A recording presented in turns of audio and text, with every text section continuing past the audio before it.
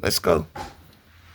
She could not tolerate Ashwatthama's being bound by ropes and being a devoted lady, she said.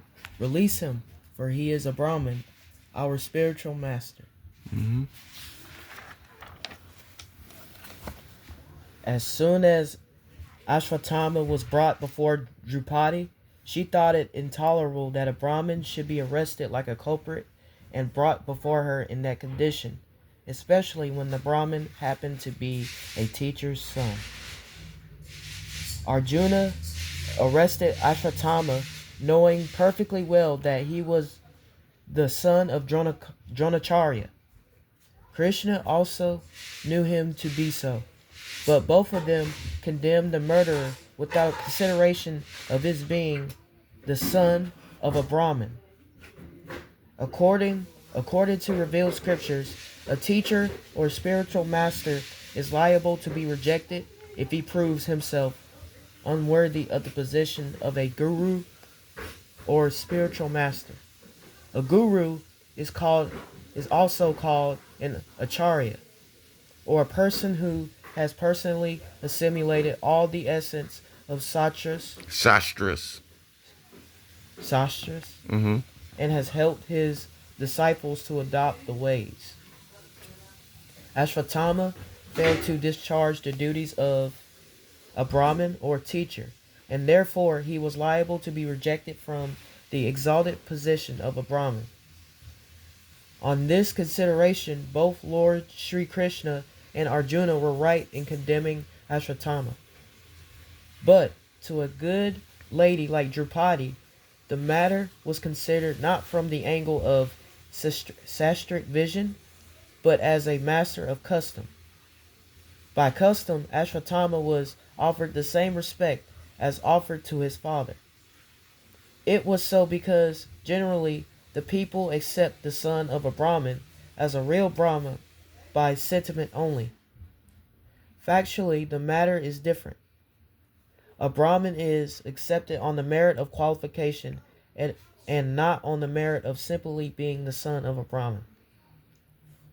But, in spite of all this, Drupadi desired that Ashwatthama be at once released, and it was all the same a good sentiment for her.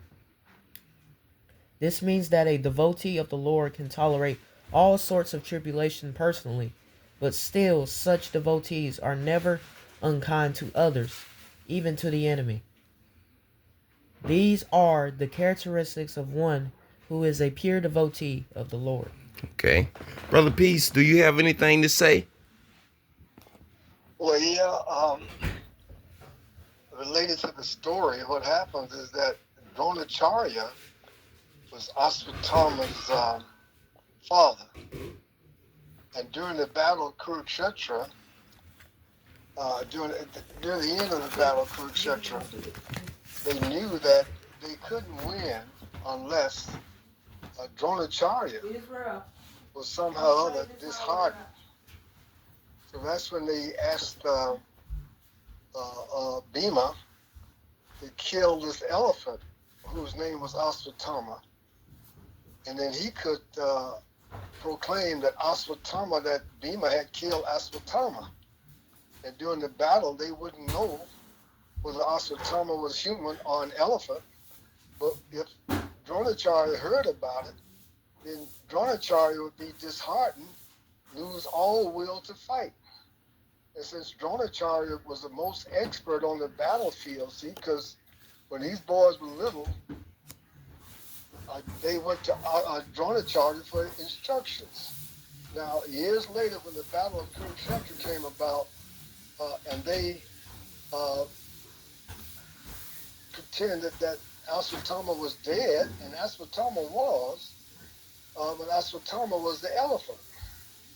And so they teamed up and killed Dronacharya, and this was Ashwatthama was upset about. And that's why Ashwatthama, at the end of the battle, Ashwatthama sneaked at night, went at night and killed those 5 boys, thinking that they were the Pandavas, and they were actually the sons of Draupadi. and of course she forgave them, forgave him for doing that to the boys. But Aswatthama was very, very angry about that because his father had been killed by the Pandavas through treachery, he thought. And so, what are your questions on that? What do you have any questions on any of that? What are your questions? Do you have any questions, Emparion? You did. You sound real well pronouncing those names as you did. Aswatthama and Draupadi and all of them. That's very good. But this is all these stories that'll help us always remember uh, Brahman, a divine being, divine reality, divine presence. All that help us remember divine presence. And through remembrance of divine presence, our being is purified. And purified of lust, anger, greed, illusion, madness, and envy. Those are the six enemies. Krishna calls lust the all-pervading enemy of the worlds.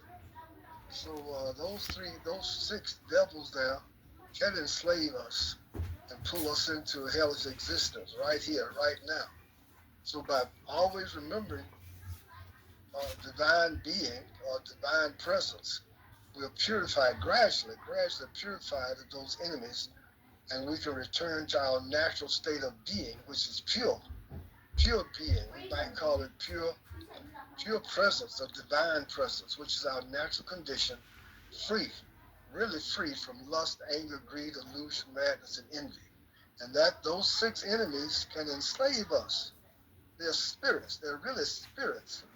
And they will gradually come into our being and gradually really possess our very being and carry us into many, many sinful activities